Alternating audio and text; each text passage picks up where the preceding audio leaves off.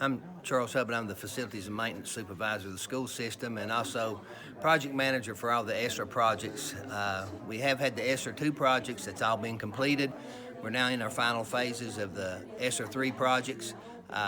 About $16 million worth of projects, a lot of HVAC upgrades and things like that.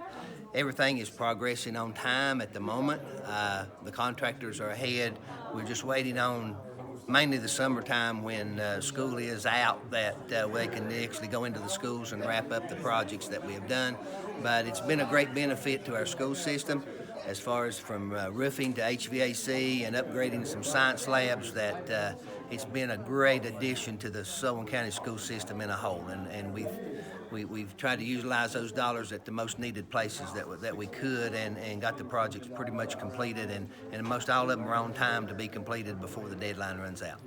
And how much was ESSER 2? Most of that's already completely I done. think it was about $14 million. I'm not sure exactly on that figure right now, but those were all completed and there was a deadline last fall of that, so they did get completed.